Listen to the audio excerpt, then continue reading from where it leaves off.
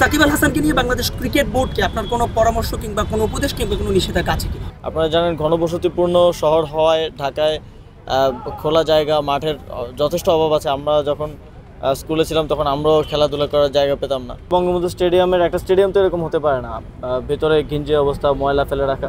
তো সিটি কর্পোরেশনের মাধ্যমে এই মাঠগুলো আমরা পুনরুদ্ধার করব যেগুলো দখল হয়ে গেছে, এবং বাকি মাঠগুলোকেও যথাযথ সংস্কারের মাধ্যমে খেলাধুলার উপযোগী করে গড়ে তুলব। আর শুধু স্টেডিয়াম না, স্টেডিয়ামে তো একদম অ্যাডভান্স লেভেলের খেলাধুলাটা হয়, কিন্তু আমাদের খেলোয়াড়রা তো উঠে আছে এই ছোট ছোট মাঠ থেকেই।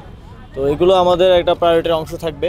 আপনারা জানেন ঘনবসতিপূর্ণ শহর হওয়ায় ঢাকায় খোলা জায়গা মাঠের যথেষ্ট অভাব আছে। আমরা যখন স্কুলে ছিলাম তখন আমরাও খেলাধুলা করার জায়গা পেতাম না।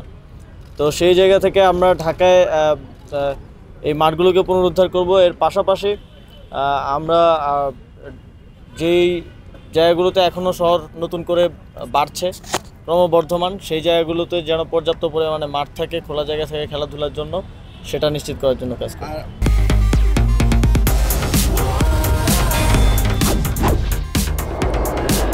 বাংলাদেশের প্রথম লিমিটলেস ইন্টারনেটে ছাড়িয়ে যাক নিজের লিমিট।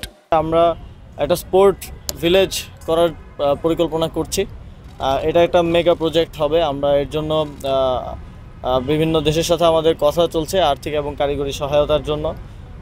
আমরা এই কনসেপ্টটা এরকম যে 55টা ফেডারেশনকে একই জায়গায় অফিস ফ্যাসিলিটিস করে দেয় এবং একই সাথে খেলাধুলার সকল ধরনের ফ্যাসিলিটিস মাঠ করে দেয়। একটা বড় প্রজেক্ট হিসেবে এটা আমরা নেওয়ার চিন্তা করছি। আপনারা জানেন যে আমাদের একটি নিম্ন আয়ের দেশ হিসেবে, উন্নয়নশীল দেশ হিসেবে আমাদের অনেক প্রায়োরিটিস আছে, আরও অনেক মৌলিক জায়গাগুলোতে প্রায়োরিটিস আছে। সেজন্য এটা আমরা চেষ্টা করছি যাতে যেই দেশগুলো এখন আমাদেরকে এই পরিস্থিতিতে সহযোগিতা করতে আগ্রহ দেখাচ্ছে তাদের থেকে কারিগরি এবং আর্থিক সহযোগিতাটা নিয়ে একটা স্পোর্টস ভিলেজ ঢাকায় করার এবং সেটার পরিকল্পনা চলমান আছে। বঙ্গবন্ধু স্টেডিয়ামের নাম পরিবর্তনের বিষয়ে আমাদের উপদেষ্টা পর্যায়ের একটা কমিটি হয়েছে। সেই কমিটি একটা প্রস্তাবনা দিলে তার ভিত্তিতে ওইটা একটা জেনারেল ডিসিশন হবে, কারণ আপনারা জানেন যে হাজার হাজার নাম আছে এরকম। তো সেটাই সেই জেনারেল ডিসিশনের ভিত্তিতে সিদ্ধান্তটা আসবে। এখন আমরা আমাদের জায়গা থেকে আমাদের যতটুকু জুরিসডিকশনের মধ্যে আছে তার মধ্যে যে জায়গায় নামগুলো পরিবর্তন করা প্রয়োজন বলে মনে হচ্ছে, অথবা নতুন যেই কাঠামোগুলো আমরা করছি, বিভিন্ন উপজেলা স্টেডিয়াম হচ্ছে এবং এখানে আজকে একটা খেলার মাঠ হলো, এই কাঠামোগুলোতে যেন আমাদের শহীদদেরকে স্মরণে রাখার ব্যবস্থা করা যায় সেটা আমরা করছি। এবং আপনারা জানেন দীর্ঘদিন ধরে শহীদ আবরার ফাহাদ 2019 সালে শহীদ হন, তার নামে কুষ্টিয়া জেলার মাঠটা নামকরণ করার একটা দাবি ছিল। আবরার ফাহাদের পরিবারের পক্ষ থেকে এই দাবিটা ছিল। তো সেই জায়গা থেকে কুষ্টিয়া জেলা স্টেডিয়ামটার নাম আবরার ফাহাদ স্টেডিয়াম নামে করা হয়েছে। নির্বাচনের জন্য আমরা চিন্তা করেছি যে প্রত্যেকটা ফেডারেশনেরই একটা কনস্টিটিউশনাল ফ্রেমওয়ার্ক থাকা উচিত। আপনারা জানেন কয়েকটা ফেডারেশন ছাড়া বাকিদের সেটা নেই, এবং সেখানে যাতে কোনো প্রকার সিন্ডিকেট করে নির্বাচন করা কিংবা ভোট কেনাবেচা করা সেই বিষয়টা যাতে ফিরে না আসে, সেজন্য একটা ফ্রেমওয়ার্ক দেওয়ার জন্য আমরা সার্চ কমিটির কাছ থেকে চেয়েছি। ওনারা একটা ফ্রেমওয়ার্ক আমাদেরকে দেবেন এবং তার ভিত্তিতে আমরা এনএসসি থেকেও একটা গাইডলাইন করে দিব, জেনারেল গাইডলাইন সবগুলো ফেডারেশনের জন্য, এবং প্রত্যেকটা ফেডারেশনের কনস্টিটিউশনাল একটা ফ্রেমওয়ার্ক থাকবে ইলেকশনের জন্য, যাতে করে এর আগে যেরকম ফেডারেশনগুলোতে রাজনৈতিক বিবেচনায় লোকজন এসেছে সেটা বন্ধ হয় এবং প্রকৃত ক্রীড়াবিদরাই এবং প্রকৃত ক্রীড়া সংগঠকরাই ফেডারেশনগুলোর দায়িত্বে আসতে পারে। সাকিব আল হাসানকে যে একটা প্রশ্ন করতে চাচ্ছিলাম, তিনি যে কোনো কারণেই হোক সাউথ আফ্রিকার বিপক্ষে শেষ টেস্টটা খেলতে পারেনি, তিনি ওয়ানডে থেকে এখন অবসর গ্রহণ করেনি। সামনে ওয়েস্ট ইন্ডিজের বিপক্ষে আমাদের ওয়ানডে সিরিজ, এরপরে চ্যাম্পিয়ন্স ট্রফি। সাকিব আল হাসানকে নিয়ে বাংলাদেশ ক্রিকেট বোর্ডকে আপনার কোনো পরামর্শ কিংবা কোনো উপদেশ কিংবা কোনো নিষেধাজ্ঞা আছে কিনা? দেখেন, ক্রিকেট বোর্ড একটা অটোনমাস বডি। আমি আমার পরামর্শ দিতে পারি এবং আমি যখন সর্বশেষ খেলা নিয়ে মিরপুরে একটা পরিস্থিতি তৈরি হলো তখন আমি আমার সেই পরামর্শ দিয়েছি, আপনারা জানেন, এবং ক্রিকেট বোর্ড সেই অনুযায়ী ব্যবস্থা নিয়েছে। সামনের দিকে ক্রিকেট বোর্ড অটোনমাসলি এই সিদ্ধান্তগুলো নিবে অবশ্যই।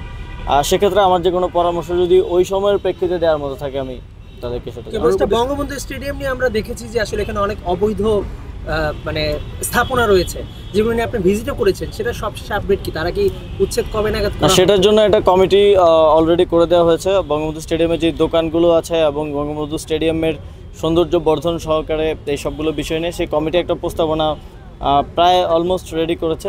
সেই প্রস্তাবনার ভিত্তিতে আমরা ব্যবস্থা নেব। আপনারা জানেন এখানে চুক্তির বিষয় আছে এবং প্রায় একটা দোকানের 4-5 বারও চুক্তি হয়ে গেছে। এরকম বিভিন্নভাবে হাত বদল হতে হতে আমরা ভাড়াটা পাই হয়তো 7-8 হাজার, কিন্তু দোকানদার ভাড়া দিচ্ছেন 2 লক্ষ টাকা।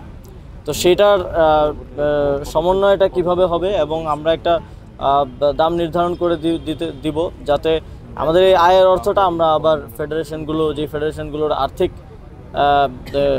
আছে সেখানে ব্যয় করতে পারি। এবং একই সাথে বঙ্গবন্ধু স্টেডিয়ামের একটা স্টেডিয়াম তো এরকম হতে পারে না, ভেতরে ঘিঞ্জি অবস্থা, ময়লা ফেলে রাখা।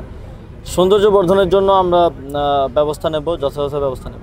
স্টেডিয়ামগুলো করার থেকে বেশি গুরুত্বপূর্ণ হচ্ছে রক্ষণাবেক্ষণ এবং এর স্টেডিয়ামগুলোতে যাতে খেলাধুলা নিয়মিত হয় সেটা নিশ্চিত করা।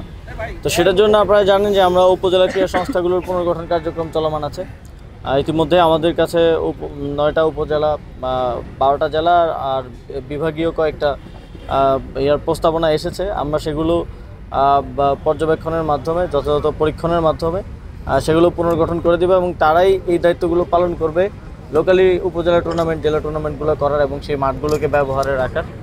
এবং শহীদদের যে পূর্ণাঙ্গ তালিকা, এখানে আপনারা জানেন অনেকগুলো ব্যারিয়ার আছে এক্ষেত্রে। যেই প্রথম দফায় যখন 18, 19, 20, 21 তারিখ যখন গুলি করা হলো, তখন এমনও ঘটনা ঘটেছে যে হাসপাতাল ভর্তি নেয়নি এবং হাসপাতাল সময় মতো চিকিৎসা করলে হয়তো বেঁচে যেত, কিন্তু সেই সিচুয়েশনও হয়নি। এবং ছাত্রলীগের সন্ত্রাসীরা বিভিন্ন হাসপাতালের সামনে দাঁড়িয়েছিল। আপনারা দেখেছেন যে অনেককেই সেখান থেকে মুমূর্ষ অবস্থায় ফিরিয়ে দেওয়া হয়েছে। তো সেই ডকুমেন্টগুলো নেই। এবং আরও একটা বিষয় হচ্ছে গণকবর।